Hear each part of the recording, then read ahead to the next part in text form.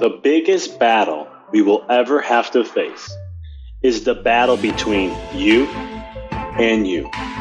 It's the battle of taking your mind to that limit and then breaking through. On the Mindful Experiment podcast, we will share concepts, universal laws, and interviewing individuals who have done just that, who have gone through the dark times and through those moments allowed their light to shine bright. I'm your host, Dr. Vic Manzo, and I want to thank you for listening to the podcast and taking this journey with me as we discover different avenues to break through those limits, expand your reality, and evolve into the person you desire to be. So sit back, relax, and enjoy the show. This podcast is sponsored by Empower Your Reality. It's an online university and also a one-on-one and group coaching business that's there to help enlighten, to raise the consciousness, and help the individual truly thrive in every area of their life. We have a new online class that is now available called Life Mastery. And what this 5-week course is all about is teaching you the rules of life, how to create life mastery in your life, how to become the master of your life to thrive and create all that you desire. In this 5-week course, we dive deep into spiritual laws, universal laws, quantum physics, neurology, functional neurology, to back up all the concepts that we bring to the table to give you a platform to utilize and to really help grow and expand. Right now, we have a ton of amazing bonuses that are going on while you sign up for the class, and we even offer a 2-week money-back guarantee if you don't like the program. To check out more about it, go to www.empoweryourreality.com. Now, back to the show. Hey everyone, this is Dr. Vic, and you're listening to another episode here on the Mindful Experiment. Excited to have you guys on, tuning in, listening. Thank you for tuning in, but also more importantly, if you are a subscriber, thank you. If not, what are you waiting for? Don't miss another episode. Hop on, subscribe, like the episode, share a review. This is how it gets it out there to expose to others, to really help create massive transformation, raise the bar in consciousness for humanity and for yourself. In this episode, I had the joy and pleasure of interviewing Sameer Bhide. And now, this interview, he shares an amazing story of his life and the things he's gone through. And we talk about his book. He talked about his book, One Fine Day. And it was just a great interview to really tune in, tap in with him, and connect to hear his personal story, the ups and downs of what he went through in life, how it prepared him, what we talk about in the essence of suffering and resistance, and all these different things, and the power of acceptance, and so much more. To give you a small little background, you'll get much more in the episode. On January 31st, 2017, at the age of 47, Sameer suffered an extremely rare, catastrophic, hemorrhagic stroke in his cerebellum, underwent 2 brain surgeries, and spent a month in a medically induced coma. Not just his life-changing, debilitating illness, but later on he had to quit working, and on top of that, he also went through a divorce. He's extremely grateful and thankful to the universe that he survived, and he promises the universe that he is going to make the most of the fact that he is alive. Sameer is a unique journey of life, a journey complete with excellent highs and heart-wrenching lows. He is a true fighter, excellent writer, and a motivational speaker, and thus written an inspirational book titled One Fine Day, a unique story of resilience and hope in facing the new normal. And he talks a lot about that in the podcast.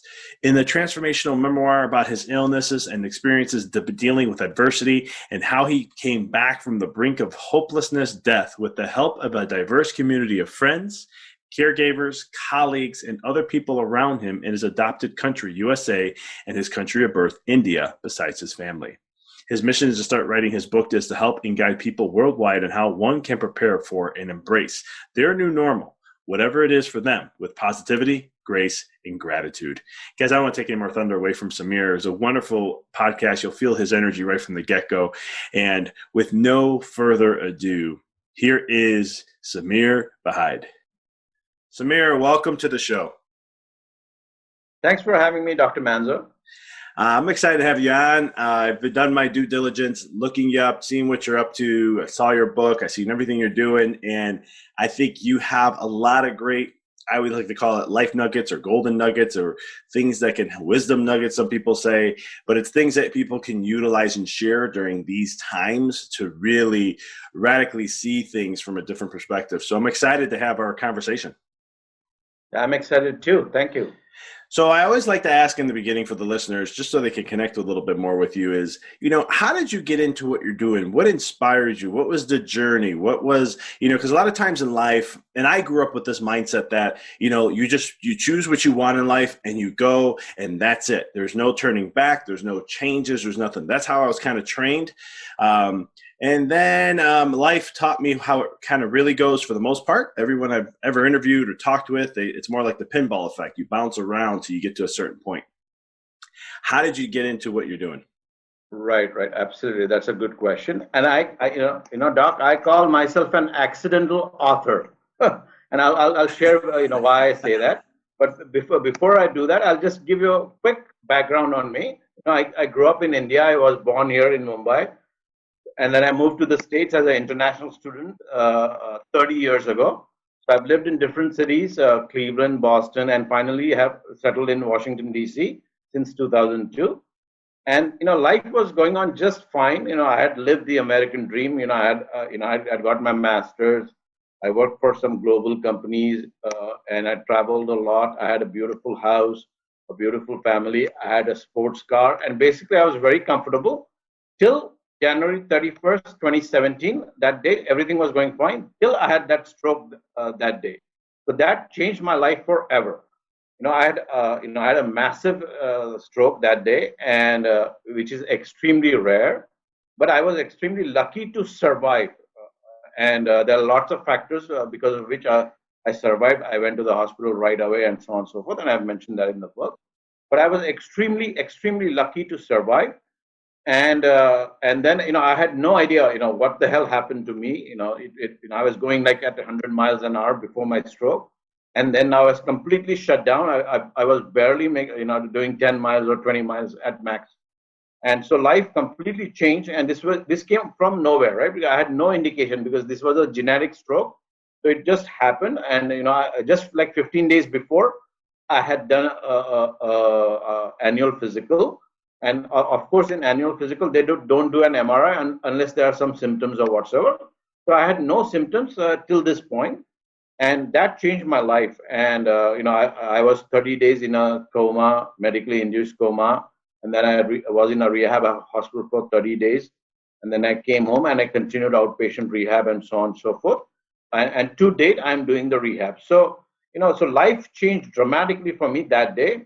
And then in 2018, two other events happened in my life, and that as a result of the stroke, I believe. The first one was I had to stop working because I was working nonstop for 24 years before this, and because of the stroke, I had to stop working. So that was a big change for me. And then I had a divorce on top of that. So these three life events: the stroke, not working, and a divorce. I was at the lowest point in my life in 2018. So, I had a choice to make, right?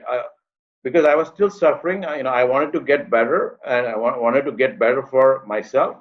And I had a choice to make, that I could be depressed and sad about the situation I found myself in, or I accept things and move forward, and and try to help others, which started to come in my mind, because I did so many things for a year in terms of therapies and treatments, physical and mental. And so I wanted to share those lessons. I was not ready when the stroke happened to me. So I wanted to make sure that my stories and my experiences may help others to be aware of and be prepared to accept their new normal. So that was in my mind. So how do I get my message across was the big question. And so at that point, slowly I decided, okay, it's better, a good a good idea to write a book. And that's why I say accidental author, because that's when I decided. And I had never written a book, never written an article before this. So I said, okay, the best way to do this is to write a book. And I decided to write that. This was like in end of 2018. And now you may think, right, how was I supposed to write this book? Because My condition was bad. I couldn't sit on a computer for more than 10 minutes at a stretch. And, I could only type by one hand and so on and so forth. But in my mind, my mission, my calling was so strong that I decided that I want to find a way to do this. So what I did was I basically said, okay, I have the stories. I made notes. I have been keeping a journal ever since, I started my therapies and all that. So I said, look, I have a strong, notes of what has happened. And I actually contracted with a professional writer to lessen my burden. So the way it worked was that I wrote the notes. I wrote a couple of things for the chapters. Then I shared that with the I call him the ghostwriter, and he would take and fine tune it further, and then send back to me. I'll add, delete to it, and so on and so forth. So what that did to me was, I didn't have to spend a lot of time on the computer at a stretch or writing a chapter. It was shared between me and the ghostwriter, and that way we wrote. So we would go back and forth and finish the chapter. So that way we wrote about 11 chapters in the book, and finally my mission was clear to share my experience through the book. So I've become an accidental writer, the way I look at it, and that was the start of what I'm doing now. So I'm calling myself the accidental author. I love that. Did you ever, as you call yourself that, I'm assuming you never had intentions on ever writing a book? Absolutely not. Never ever thought I would do it. I love that. And with all that, when you had the stroke, then you had to stop working. And then a divorce on top of that. How much fear existed in the mind? Because a lot of times people will talk about, like, I got through this and I went through here, but what did you have any fear? What inspired you to be like, I'm moving forward, I'm not making this my life, I'm not having a self-pity party? Right. What was that thing or things that helped you transform or transcend that stuff? Right. As I said before, after these things, 2018 was the lowest point, and it was like, it was literally, I was like, if I don't, I needed to do something, because, in my mind, it was very, very tough that all these things had happened. And again, in my mind, I thought, okay, I can be miserable like this and live my life like this forever, or accept things and move on. So what drove me was the necessity that that I want to help others. That was the driver in me. I call this as a Sameer 2.0. Now that's I said, look, I've gone through this and I have faced so many hurdles. I was not prepared. I don't want anybody else to suffer. I want them to kind of do things before a tragedy strikes. I mean, not necessarily everybody will have a tragedy, but this is about everyday changes as well. So for how I picked up myself was that look, it has been a disaster, and I firmly believe, Doc, that that you can clap with only one hand. So so I said, look, I can sit here, have a pity party, and I can blame myself, or I can accept and move on, because I want to help others, and to do that. So I used to tell my mom all the time. She was obviously worried. She's in India, and she was worried. After all these things, I hope you're not depressed. That was her worry. And I used to tell her all the time, look, I'm definitely sad, but I'm not depressed. I need to do something in my life going forward. Otherwise, there's no point in living this life, right? So so my goal was, okay, I need to pick up pick up myself and do something which will help others. So that was my driver. And I only ask because I went through something very similar, not with a stroke, but I had some other health challenges that were leading up to potentially. I remember the day talking to my coach and being like, I had some back and some leg issues where some changes were happening in my spine, which were great. But my body has been so used to being a certain way for 30-something years that it was a hard change. And it was hard because I could practice adjusting for like 10 minutes in my office, and then I would have to take a 5-minute break on the floor laying down because of the spasms. And it got to a point where I was there and the thought came up. My coach is like, what if this doesn't get better? What if this is your life? He's like, you got to look at things from other realms. And I was like, well, then I need to I got to immediately start sharing my other messages that I want to share. I want to start getting into the mindset realm, the thing that I'm also very passionate about. And that kind of opened the door, because I went through this for 8 months, but at the same token, a book like we talked about, a book came out of it, and then a podcast came out of it, and all these other things to keep me moving forward, because I had to share, I had to do something. Exactly. That's really great. So you know exactly what I'm talking about. I do. And how is it, when it comes through, the breakthrough of barriers, right? Because we're always going to have them in life, right? Is it ever, you went through some big stuff, but I'm just assuming here that you probably have had other things come up too, down the road. How is it that an individual can get through these barriers? What is the psychological aspect? Because I really believe everything's from the mind, and it all starts there. At least, you got to have heart and action and all these other things and passion and all this, but everything starts from the mind in my perspective.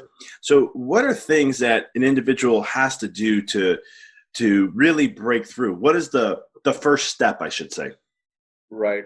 So, so you said it, when I wrote this book, the reason I wanted to help others, it not necessarily that anybody suffering through a stroke or a medical illness or whatever, this could be anything, that's why one fine day means life can and will change for good or bad, big or small, personal or professional.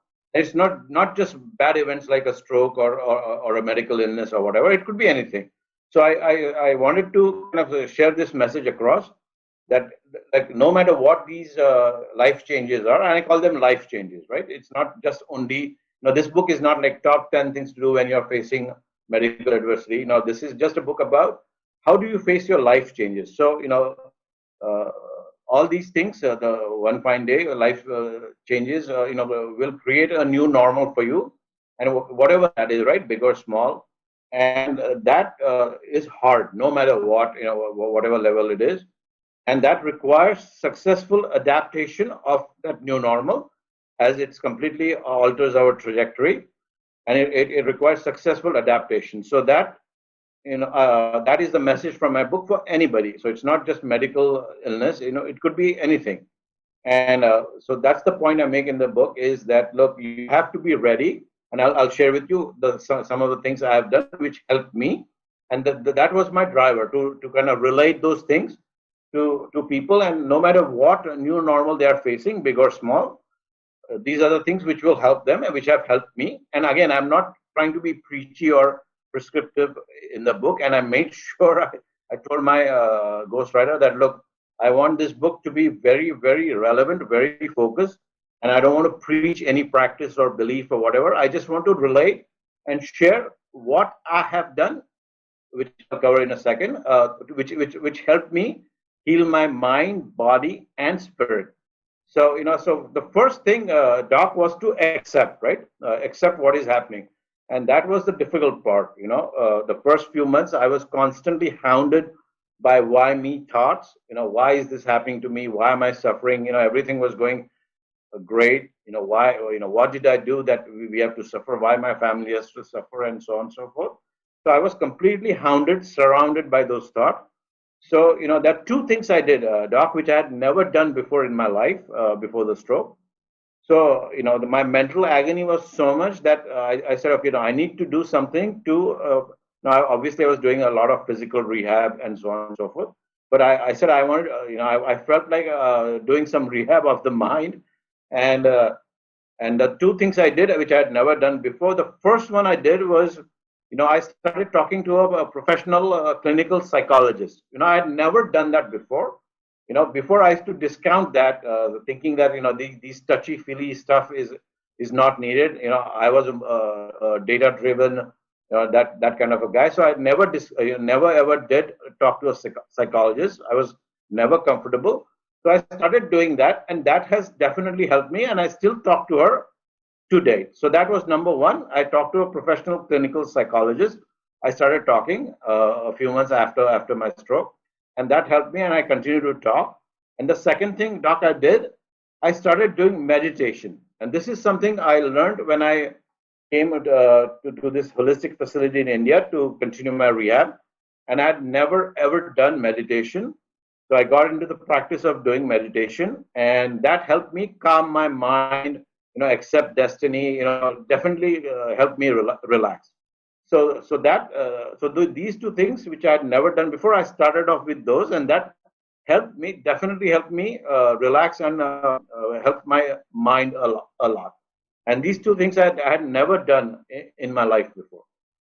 I love that. Was there a specific type of meditation that you got started with, that you started to utilize in some way?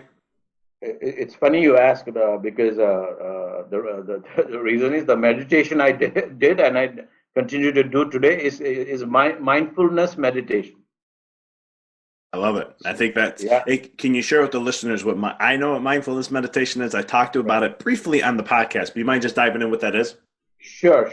So I didn't know this, that there are different types of meditation, and one form of meditation is mindfulness, which basically you are basically, in the meditation you're trying to be aware of things happening, and one of the big discoveries for me was, when my meditation teacher said, look, the thoughts will come and go, and if they come, that's okay. Don't be so harsh, because I was very harsh initially. I was like, why the heck are these thoughts coming? And he said, it's perfectly okay to have these thoughts. If these thoughts come, you can just go back and focus on your breathing. So mindfulness is basically that, you're trying to be aware of your situation, your mindfulness of your surroundings, your breathing, your body, and so on and so forth. And you're focused on that. So that in a nutshell is a mindfulness. So you're aware of what's happening to you. So you're looking at yourself from an outside perspective. So not necessarily, so you're just observing, and that's the bottom line. You're just observing what is happening. I just asked this because I teach my meditation practices with my coaching clients and groups. Uh-huh. And how frustrating was it for you when you first started with the mind? Did you have a lot of racing thoughts? Was it hard to stay focused and centered? Did you get frustrated? Yeah, absolutely. Initially when I started, all these thoughts started coming to me, and I'm thinking of, all these things happened in my life. What am I going to do in the future? I'm going to make money and all these. So absolutely, I was frustrated, and I used to get really mad at myself. And that's when my yoga teacher said, look, it's okay for these thoughts to come. Here's a technique. If these things come, let them come. They are just temporary. All you have to do when these things happen, just focus your attention back onto the breathing. And that was a breakthrough for me, because it's okay that these thoughts come, even though I was frustrated. I would just move and focus on the breathing. So it was definitely frustrating at first, and then slowly I started to have less thoughts. Now the thoughts come, but the frequency is less than compared to before, because every time these thoughts come, I move on to my breathing and the tip of the nostril, as he says, just focus on that, and that has helped me. So yeah, it was frustrating, but over time, it gets better, but it takes some time. I love that. And we talked a little bit about before, when it comes to challenges in life, obstacles, whatever it may be, you talked, what's the power of accepting it, right? Because I know when I wrote my book, I talked a lot about how when we suffer in life is when we resist. But if we have acceptance, it can drastically change the landscape of what we're going to experience. How important is it to accept? Well, first, let me ask, how important was it for you to accept those situations and how it helped you out? And then also, more importantly, just in general, how important is it for acceptance?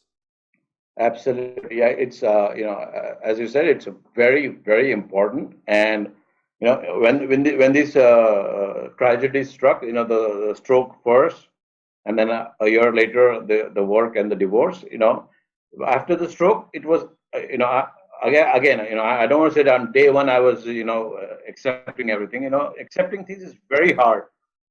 So, initially it was very hard. And then I because of these, things I did, meditation and talking to a psychologist and various other things I did, I slowly started accepting things. So it's very important. And this is what I say all the time in all my interviews, and especially in the book. I say, it all starts with acceptance.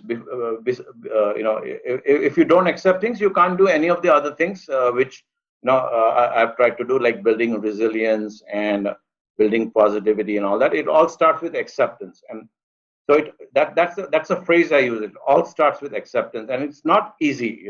I want to be very practical. It's not easy, but you have to accept things to move forward, and then you can do multiple things, to face your tragedies. But you have to start with accepting things. Otherwise, nothing will happen. I agree 100% with you. I think it's sometimes when you have that first thing happen and it's uncomfortable and you're like, okay, you know this. You're like, I have to accept this. I just got to accept this. And it's like, but your stomach's sitting and your mind's racing and you got all these other thoughts and these inner critics and all these things going on. But it's one of the things where sometimes it's a very hard pill to swallow. But, it's just like fear, in my opinion, where I always say, like, but if you can get past the fear, if you can break through that, then the other side is it's only the way up. There's no down. Because once you accept it, it's like, okay, I don't have to fight this anymore. Now you can take that energy that you were putting towards that to give it life and all the other stuff that comes with it. And now you're switching it over to this, which is going to be like, okay, well, this is what it is. What can I do? Right, absolutely, and that's what I discovered in this process, that accepting things is not, it is not natural or whatever. It's a choice you make. It's a choice at the end of the day. I could have easily kind of been depressed and blaming this and blaming that, or accepting things. So it's a choice one has, to exercise, to be miserable or to accept things. So that's one of the lessons learned for me, that it's a choice. And I used to get really pissed off before myself about small things, like, for example, the gadget's not working, or there's a big line in the grocery store or whatever. And and now it's like, okay, you know what? So one of the things in my book, Doc, I've constantly, I call it the motif in the book. It is what it is. Every time anything happens, I constantly remind myself, it is what it is, and that has kept me, no matter what happens, big or small, that has helped me kind of accept things. I constantly remind myself, it is what it is. There's nothing you can do. You can't rewind the clock, or you can't go back to the old normal. It is the situation the way it is, so you have to deal with it. I like that. It's a phrase I use too. It's funny you said that. It's just like, I'll look and be like, yeah, it is what it is. All right, let's see what we can do here. Right. And then you just shift gears and so forth. With your message, I think it's very powerful during these times for individuals who have been suffering. May not be from a health perspective; it could be from COVID, but the other effects that come from, like the governmental lockdowns, and like in the United States, in Chicago specifically, we have another lockdown coming. Most likely, some parts of the states here are going into full lockdown mode with curfews and all these other things, and small businesses getting smashed, especially the restaurant industry and other industries. For business owners who are, what advice, with what you have in the book and everything that your experiences, what advice can you share to an individual who's going through these dark times, who's going through this hardship? What are some things that you can give in a short sentence, a long paragraph, a half-hour message? Doesn't matter. I'm leaving this to you. This is you. You're the expert when it comes to this part, so I'm leaving it to you. But what is something that you can share for people who are going through some hardship? What are the things? What's like a process they can do if you had to sum it all up? Sure, absolutely. I can easily spend half a day talking about this, but I'm not going to do that. I'll just a few things which have helped me face this, and which I think applies to anybody in life or in business. And so basically, again, going back to acceptance, it is what it is should be your primary driver. Whatever the situation might be, whether the business is down because of the pandemic, or whether your life, you're in lockdown and so on and so forth. It is what it is. You can't really do much about it, and you have to accept that. So that's all starts with acceptance. But then there are so many things you can keep in mind, right? Yeah, as tough as the situation is, and this is globally. It's not just back home in the U.S., but it's globally. So you have to, I wrote an article recently, and I'll share that with you after the call. And this is specifically, like what things can a business do to face the new reality? And I'm just quoting from that.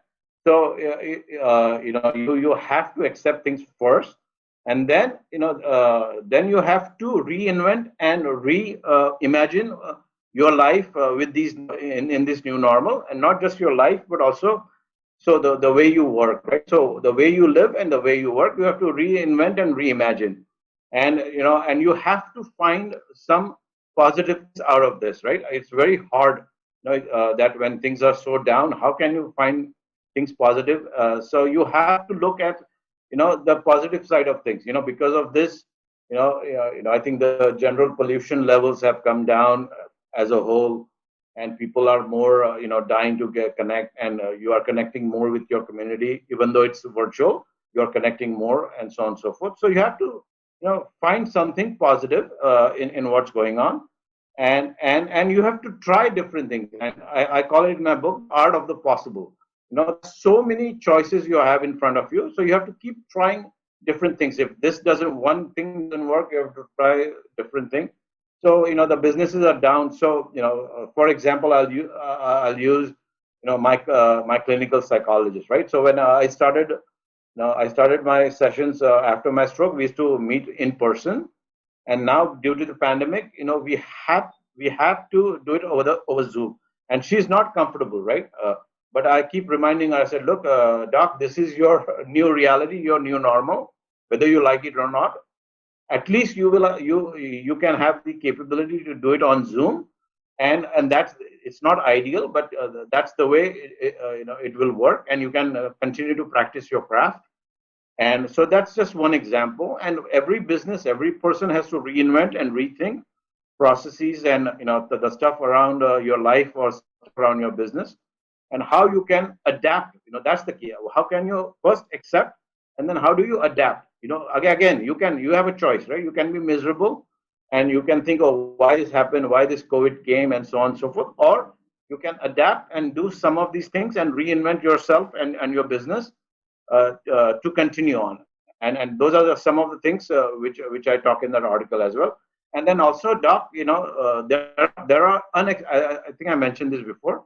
There are unexpected benefits of these kind of things. In my case, the tragedies of my life, and a lot of people now, facing due to the pandemic, in their personal lives and also in businesses. But you have to always explore unexpected benefits coming from the tragedies. So for me, right, all these tragedies, I think I mentioned to you before, but so I hardly used to read before my stroke. I was not a big reader. I used to read only newspapers and stuff, but hardly any books. So like I used to read maybe one book in 3 years or something like that. But because of this tragedy, I was forced to, kind of get into the habit of reading more books, in the sense, listening to more audiobooks. So I've been listening to audiobooks in the last 3.5 years. Almost like once in 2 months, I would listen to a new audiobook. So this was an unexpected benefit for me, And so that was one. I started reading more by default, and when I say reading, that means listening to more audiobooks. So that was one. And then these tragedies, I hardly used to cook before, ever.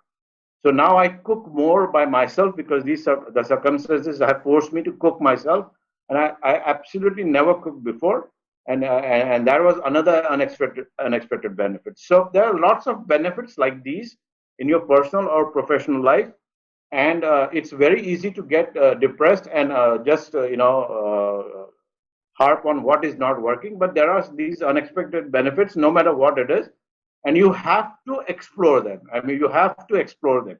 It just doesn't come to you. You have to explore, what is happening, why it is happening, and what are some of the other ththings, good things happening to you, no matter what the tragedies are. And COVID is a big thing right now for many people all over the world. So you have to explore them. So that's your job. And finding possibility is one thing I've learned over the last 3 years. If this therapy or this treatment does not work in Western medicine or Eastern medicine, then I keep trying. And there's a message for my, I have used a message to my caregivers that I would like to try different things. If it's not going to kill me, let's try. So, I've tried all kinds of therapies, beyond the traditional, physical rehab, occupational rehab, and so on and so forth. I've done a lot of things in Eastern and Western medicine. Like in Eastern, I've tried Ayurveda, I've tried acupuncture, energy healing, and all that. And in Western medicine, I've tried new things like CBD oils, trying to take that because I have a lot of dizziness, I have a lot of headaches and stuff like that. So I tried taking CBD oils to see if that helps. And I've listened to frequency-based music. There's a site called Whole Tones, which has music which is based on frequency, and that helps your mind. So I've tried all these different things, and that's why I keep saying in the book that you have to find possibilities. It is what it is. So you have to find different things, and again, it's not just about treatments and therapies. You have to. There are so many other life and lifestyle practices. You have to find possibilities, and that's what keeps you motivated, and so on and so forth. And again, what I have, and again, whatever you do, you have to discover balance. In my case, I discovered a balance between using Western medicine and Eastern medicine. You can't depend on one system, but you have to do both, and they fit very well. They're very complementary to each other, but you have to do both. So that was my balancing of the Western and Eastern medicine. So for others, you have to balance. So if you're faced with a crisis with COVID, sometimes your heart will tell you something, and sometimes your mind will tell you something, and sometimes the heart wins over mind, sometimes the mind wins over heart. So only you can decide, right? What is right for you and what is right for your business, and people can definitely offer a lot of ideas and feedback and all that, and you should be open to that. But as long as you remember that those are just ideas and it's not and all, at the end of the day, you have to decide what needs to happen and have a balance between whatever those decisions are. You can't go to extremes, because the extremes will definitely is not good for you or your business. So no matter what it is. So that's one thing I've discovered over the. So for example, right? So I was taking a lot of Prozac after my stroke for my for my mental rehab. So I supplemented that with meditation. So I kind of continued taking Prozac, but I also did meditation. So that for my mind. So that's the balance I tried to achieve in my case. So similarly, the businesses can do the same thing with COVID, right? You can't just for example, I'm just thinking this loud. For example, you can't just say, okay, the business is down, and the only choice I have is to offer dine out or carry out service. Yeah, that's absolutely one option, and I go back to the restaurants because those are the people most affected. So yes, you can continue doing the carry out service, but you can reinvent yourself, right? You can maybe offer some different things on the patio, or there are different things you can do. Maybe you can change your menu. Maybe you can do some other business online, and so on and so forth. Because you have to adapt, you have to accept, you have to adapt, and you have to find different possibilities to reinvent yourself. So these are some of my life lessons after the stroke, which are absolutely applicable to anybody in their personal life, but also for business. I love the advice there. I love everything that you share. And I think the biggest thing that you brought up that I think is very critical for people, to the ones who do come out of these things and they blow up and they become, and from a business side, they become very successful, where there's others that just don't, is because of the reinvention of themselves. Absolutely. I think that's the biggest thing, because I think when we face hardship, we're the hardship comes for many different reasons, and a lot of them we won't know until, I always say, you don't understand everything unless you look at the rearview mirror of life, right? And that's where things can come together and make sense. And I truly believe that when you look at hardships and you look at how they come, it's one of those things that there's this. The ones who can get creative, the ones who got to go deeper within and find, like I always say, you got to pull out the stuff that's in you that you have. I've always been fascinated with the term or the phrase, you have everything you need within you. Right. And I used to argue with that a little bit. I was like, how do you do it? Okay, everything's in here. Where do I find it? How do I do it? All these, when I was very left brain strong individual.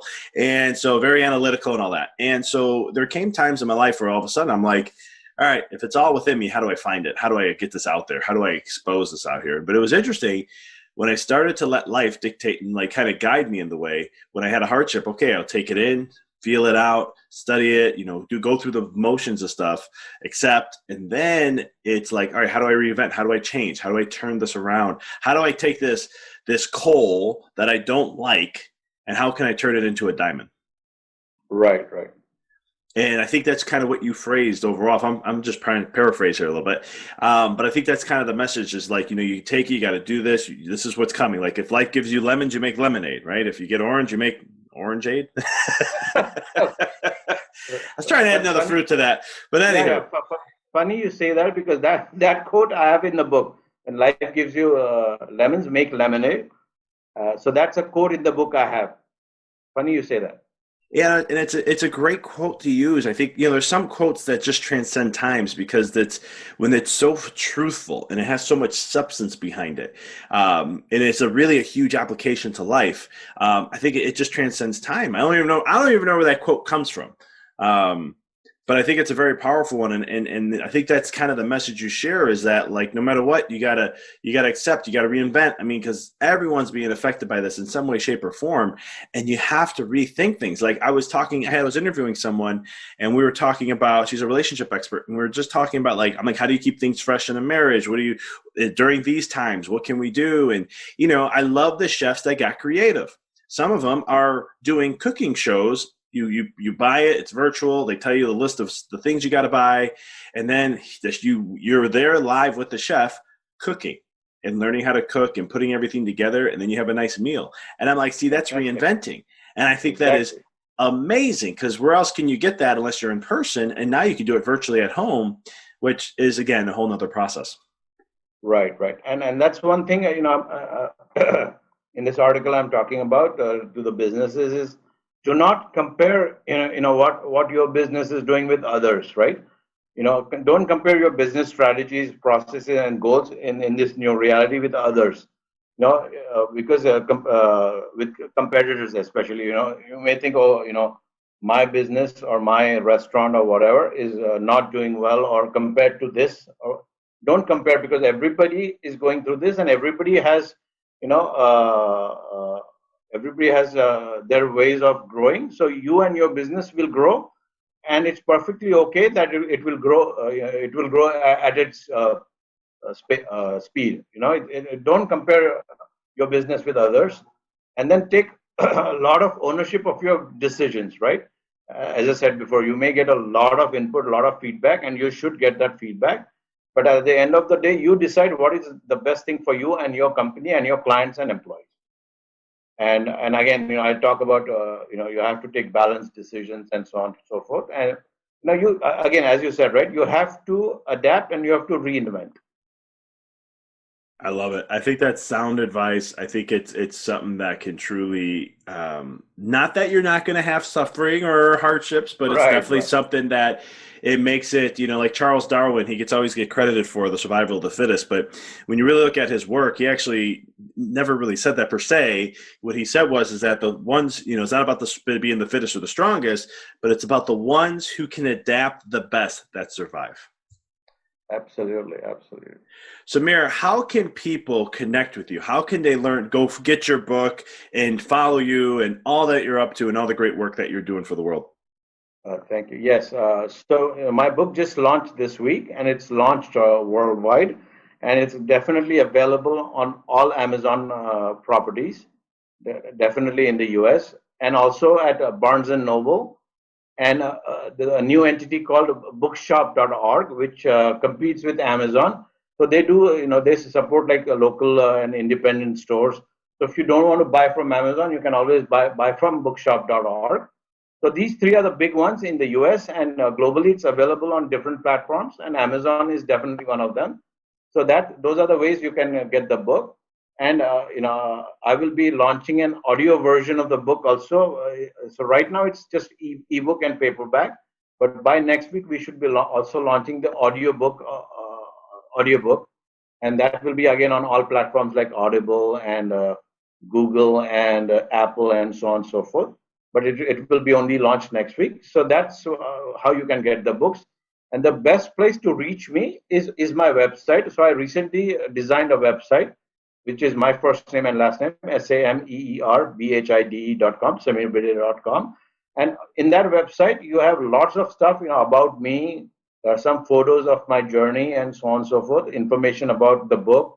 And on that website, Dr. Manzo, I have something called Sameerisms. And these are nothing but lessons learned, my lessons learned over the last 3.5 years, which have helped me. And I'm terming them as Sameerisms. So I have a bunch of them on my website. And these are some of the lessons learned from my journey, and some of which I talked about.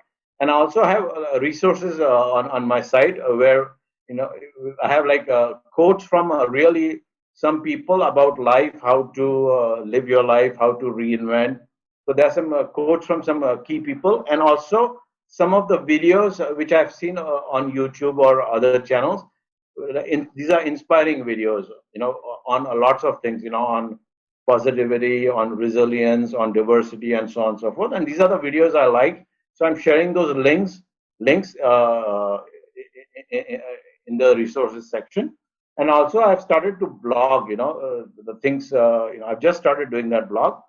So there's a lot of information about me and the book on my site, SameerBhide.com. So that's the best way to reach me.